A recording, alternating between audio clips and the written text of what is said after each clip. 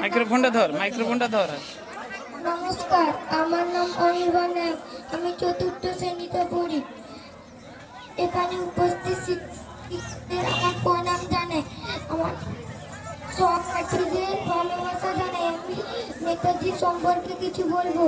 ভারতের স্বাধীনতা আন্দোলনে নেতাজি সুভাষচন্দ্র বোস ছিলেন এক মহান নেতা ও দেশপ্রেমিক। নেতাজি সুভাষচন্দ্র বোস 1897 সালে 23শে জানুয়ারি উড়িষ্যার কটক শহরে জন্মগ্রহণ করেন। তার পিতা ছিলেন জানকীনাথ বোস ও মাতা ছিলেন প্রভাবতী দেবী।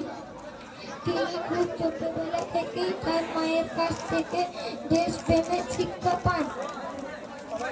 তিনি খুব প্রতিভাবান ছাত্র ছিলেন।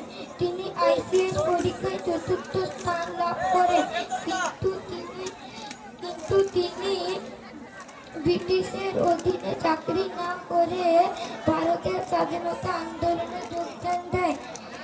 তিনি ফরওয়ার্ড ব্লক গঠন করেন। তিনি আজাদ হিন্দ বাহিনীর প্রধান ছিলেন। তিনি ইংরেজদের বিরুদ্ধে যুদ্ধ ঘোষণা করেন ও বলেন, দিল্লি চলো। তিনি ভারতবাসীদের বলেছিলেন, তোমরা আমাকে রক্ত দাও, আমি তোমাদের স্বাধীনতা দেব। তিনি ইংরেজদের কাছে এক আতঙ্ক ছিলেন। তার মৃত্যু আজও রহস্যময়। তিনি চির অমর হয়ে আমাদের কাছে বেঁচে আছে। নমস্কার বল। নমস্কার।